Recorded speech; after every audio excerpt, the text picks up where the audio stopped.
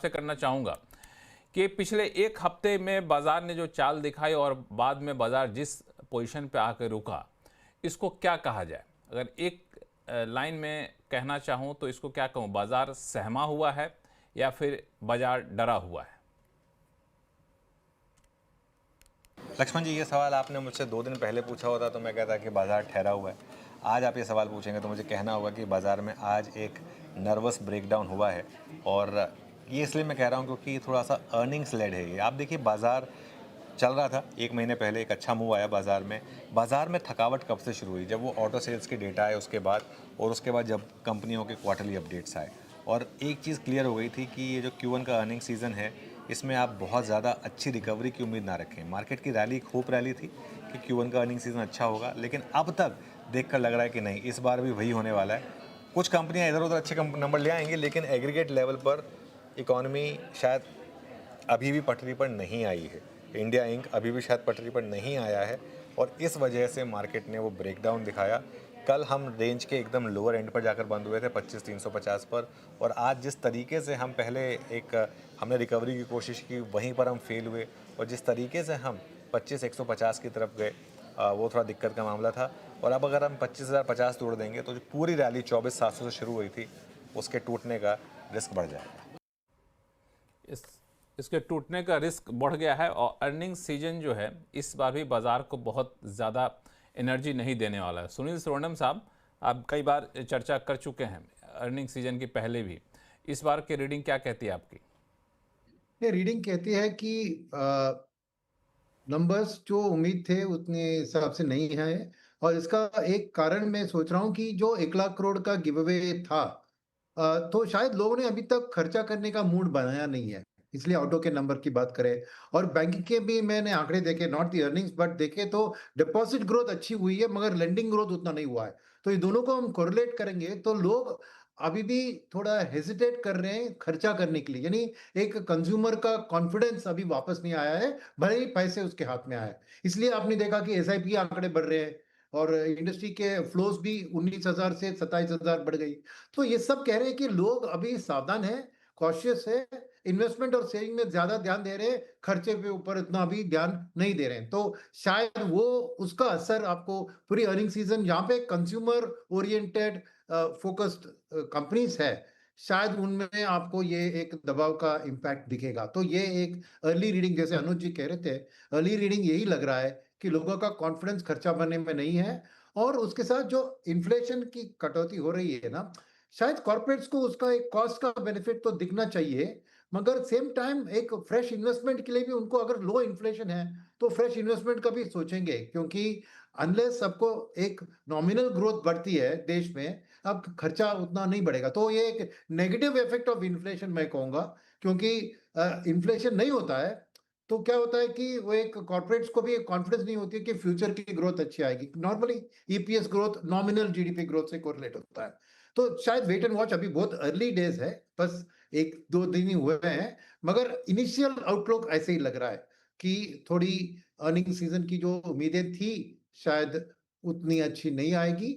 और खास करके एक और चीज है कि गाइडेंस क्या दे रहे हैं लोग, क्योंकि एक है नंबर जो क्वार्टर का, बीते हुए क्वार्टर का हुआ, वो क्या उनको ऑर्डर बुक अच्छी दिख रही है, ये खबर शायद आके थोड़ी मार्केट को राहत दिला सकती है, अगर ऐसी खबर आई तो उसके लिए अभी ट्रैक करना पड़ेगा मेरे ख्याल में। हालांकि इस बार आप देखें तो जो कंजम्पशन को जो पुश करती है चीज़ें, उसमें एक फेस्टिव सीजन का बड़ा कंट्रीब्यूशन होता है। इस बार सारे फेस्टिव सीजन, दशहरा, दीपावली थोड़े से पहले हो रहे हैं, जो आमतौर पर जो होते थे पिछले साल के मुकाबले थोड़ा सा पहले हो रहे हैं। तो इन सब का असर आपको लगता है अगले अर्निंग सीजन में देखने को मिलेगा, लेकिन अभी तक जो इंडिकेशन है वो बहुत इनकरेजिंग नहीं है। गौरांग शाह साहब, आपकी भी रीडिंग यही है? धन्यवाद लक्ष्मण जी, इस मंच पर आमंत्रित करने के लिए सभी को प्रणाम और शुभ संध्या हमारे तरफ से। देखिए, आपको भी प्रणाम, स्वागत है हमारे शो में। धन्यवाद। तो जो भी अभी तो टीसीएस के नतीजे हमने कल देखे हैं, शुरुआत हुई, पर्दे उठे हैं पहली तिमाही के नतीजों के इस नए वित्तीय वर्ष में। थोड़ा समय देना चाहिए मेरे ख्याल से। आकलन जैसे जैसे हम आगे बढ़ते जाएंगे और नतीजे आते जाएंगे, उसके पश्चात हम आकलन करेंगे। जहां तक आपका प्रश्न है, मेरा ये मानना है के खपत से जुड़ी हुई ज़मीनी स्तर पर सकारात्मक संकेत, जो अगर हमारा अनुमान सही है, तो वो अक्टूबर, नवंबर, दिसंबर यानी कि इस वित्तीय वर्ष के तीसरी तिमाही के आसपास आपको ज़मीनी स्तर पर इसका सकारात्मक असर होता हुआ नज़र आएगा। ये कारण ये है हम्म, कि एक तो बजट में जो थोड़ी बहुत रियायत दी है, माननीय वित्त मंत्री जी श्रीमती निर्मला सीतारामन जी ने 12,75,000 तक कर आपको नहीं भरना है। दूसरी, मेघराज का आशीर्वाद 1 हफ्ता 10 दिन पहले पूर्ण भारतवर्ष में फैल गया है। अनुमान ये रखते हैं कि फैलाव अच्छी तरीके से हो, जिससे ग्रामीण, मध्यम ग्रामीण इलाकों में जहाँ पर हमारे किसान भाई-बहन हैं, कृषि उद्योग से जुड़े हुए हैं, फसल की पैदावार अच्छी होगी, पैदावार मंडी में बिकेगी, मंडी में बिकने के बाद डायरेक्ट कैश ट्रांसफर बेनिफिट के द्वारा उनके खाते में पैसे आएँगे, खर्च करने की ताकत बढ़ जाएगी। लागत खर्च जो पहले पहले के कुछ वित्तीय वर्ष में ऊपर की तरफ थे, वो अब नीचे आए हैं, यानी कि लागत खर्च कम हुआ है। कच्चे तेल के दाम भी नीचे आए हैं और शायद अनुमान है, जिस तरीके से ओपेक प्लस देश अपना उत्पादन बढ़ाएँ और खपत को लेकर के इतने कोई बड़े संकेत नहीं लग रहे, तो कच्चे तेल के दाम नीचे रहते। तो ये सब संकेत जो है हमें लग रहा है कि खपत से जुड़ी हुई है। मतलब खपत में अब 2 हिस्से हो जाते हैं, एक है डिस्क्रिशनरी, दूसरा है नॉन डिस्क्रिशनरी। तो नॉन डिस्क्रिशनरी में आपका एफएमसीजी आता है, डिस्क्रिशनरी में आपका consumer durable, entry level, two wheelers, three wheelers, utility vehicle, cars वगैरह आ जाते हैं, जेम्स एंड ज्वेलरी वगैरह। तो हमारा मानता है कि ये जो ज़मीनी स्तर पर है, आपको शायद दूसरी, तीसरी तिमाही के आसपास सुधरता हुआ नज़र आएगा। अब इसके लिए आपका प्रयास ये होना चाहिए कि आपको चुनिंदा जो दिग्गज कंपनियाँ हैं, कुछ मझौली कंपनियाँ हैं एफएमसीजी क्षेत्र की, डिस्क्रिशनरी, नॉन डिस्क्रिशनरी, वहाँ पर आपको ध्यान देना चाहिए। और एक वास्तविकता ये है लक्ष्मण जी कि भारत देश खपत से चलने वाला था, है और रहेगा। ये सिर्फ भारत ही नहीं मानता, दुनिया भर के दुनिया मानते हैं कि भारत एक बहुत बड़ा बाज़ार है। यही वजह कोई यहाँ पे हर कोई एक बहुत ही पॉजिटिव निगाह से देखता है। अनुराग सिंह साहब, ये जो गौरांग शाह जी जो फैक्टर बता रहे थे, कह सकते हैं कि आने वाले दिनों में जो आशा रखने के लिए, उम्मीद के लिए, वो फैक्टर आपको कितना मजबूत दिख रहा है बाजार को सहारा देने के लिए? लक्ष्मण जी, एक तो हम कई बार बात करते हैं, अंग्रेजी चैनल्स पे कुछ सुनते हैं कई बार, तो ये कमेंट यूजुअली कहते हैं कि यार पता नहीं क्या इंग्लिश में बोल गया, समझ ही नहीं आया। अब गौरांग जी के बारे में तो मुझे ये कहना पड़ेगा कि पता नहीं क्या हिंदी में बोल गए, कई बार आधी समझ आई, आधी नहीं समझ आई। बट बहरहाल मतलब दिस इज अ कॉम्प्लीमेंट उनकी गौरांग जी ये बता देते हैं Strong है। कि शेयर बाजार में आप शुद्ध हिंदी बोल करके भी आप अपना दबदबा बना के रख सकते हैं, है ना? तो ये इनका है। हालांकि मैं थोड़ा सा ब्रीफ कर दूं कि गौरांग साहब ने कहा कि कंजम्पशन जो है वो यहाँ का बहुत बड़ा मार्केट है, उस पर फोकस रहना है, और मॉनसून बहुत समय से पहले आ चुका है, तो इसका एक इम्पैक्ट दिखेगा। एनीवे मैं उनकी वो समझ, this is a compliment but on a light hearted way. देखिए लक्ष्मण जी, ऐसा है मैं इसको दो नजरिए से देखूंगा। Indian corporate profits to GDP की एक रेंज है, वो 2%, 2.5% से 5% के बीच में वेरी करता है।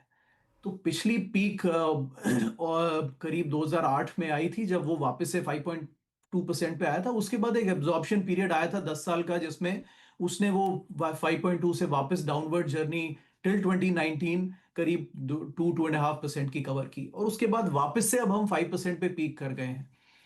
इसके बाद एब्जॉर्प्शन पीरियड आना ही है, राइट? क्योंकि ये इकोनॉमी में चीजें सिक्लिकल होती हैं, इकोनॉमी का एक, इसको बोलते हैं नेचुरल रेट ऑफ ग्रोथ, वो हिट करता है। और कई बार सारे सेक्टर्स एक साथ स्पाइक कर जाते हैं, तो एक हमें कॉर्पोरेट अर्निंग्स में स्पाइक आ जाता है, लेकिन उसके बाद हर सेक्टर में फिर डिफिकल्टीज आती है इवेंचुअली। तो आई थिंक हमें इसके साथ चलना, मैं इसमें सरप्राइज नहीं हूँ।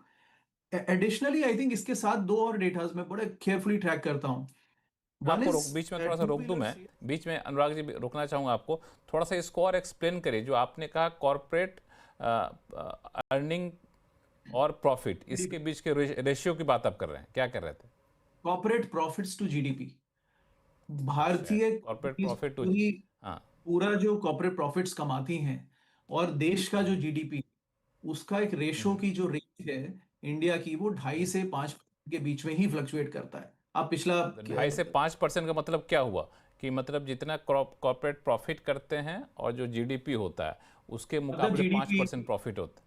जीडीपी 4 ट्रिलियन का है, तो कॉर्पोरेट प्रॉफिट उसका 5% लगा लीजिए, तो करीब 400 400 200 बिलियन हो जाएगा करीब, अच्छा। राइट?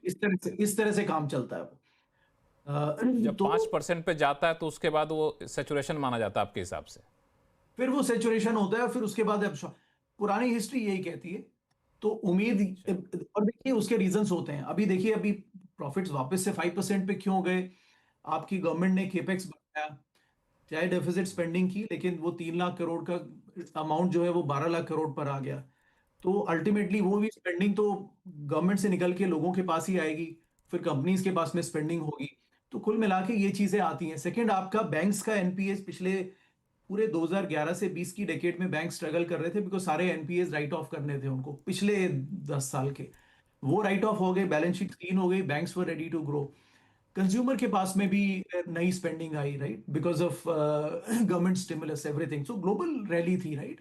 इसके बाद थोड़ा एब्जॉर्प्शन पीरियड देखिए थोड़ा बनता भी है, उसके बाद फिर economy will get back to the normal track.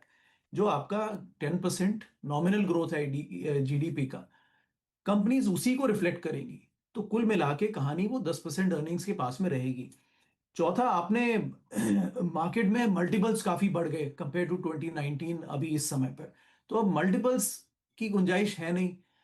Nominal GDP अगर 10% ग्रो कर रहा है तो अर्निंग्स की स्टोरी वहीं पे रहेगी कुल मिलाकर। इसीलिए मार्केट का रिटर्न मैं कहता हूं कि इस समय से, और हम इस पे बाद में चर्चा कर सकते हैं, बट ब्रॉडली अज्यूम कीजिए, मैंने एक हाइपोथेटिकल कैलकुलेशन किया था कि 2020 से 2040 के बीच में, सपोज 2040 के एंड में निफ्टी 96,000 जाता है।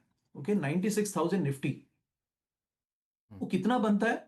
वो सिर्फ 10% की अर्निंग्स ग्रोथ बनती है, और कैगर रिटर्न बनता है निफ्टी का, विच इज सेम एज जो कि निफ्टी वो पुराना हिस्टोरिकल रिटर्न भी अर्निंग्स ग्रोथ के साथ ही में चलता है।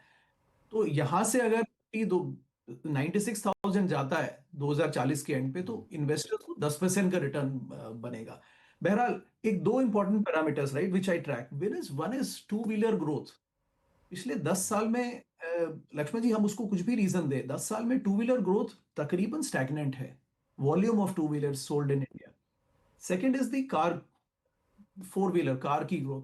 आई अंडरस्टैंड क्वालिटी ऑफ कार्स थोड़ा बढ़ रहा है, वो मिक्स चेंज हो रहा है, होना भी चाहिए, लेकिन वो ग्रोथ भी 5% है, which tells you that real job creation in the economy उतना स्ट्रांग नहीं है। तो वो टिंकरिंग से हम नॉर्मल ग्रोथ में हम क्या एक्सपेक्ट कर सकते हैं? वही एक्सपेक्ट कर सकते हैं जो नंबर्स हिस्टोरिकली शो करते हैं। तो ये मोटा मोटा नजरिया है, मैं सरप्राइज नहीं हूं, क्योंकि साइकिल्स आती हैं। इस समय आईटी थोड़ा डिफिकल्ट साइकिल में है, अगले 4-5 साल उसको डिफिकल्टी होगी। पिछले 5 साल बहुत अच्छे गुजरे, वहां पर डिफिकल्टी होगी। नॉर्मल इकोनॉमी में भी थोड़ा स्लो डाउन आएगा।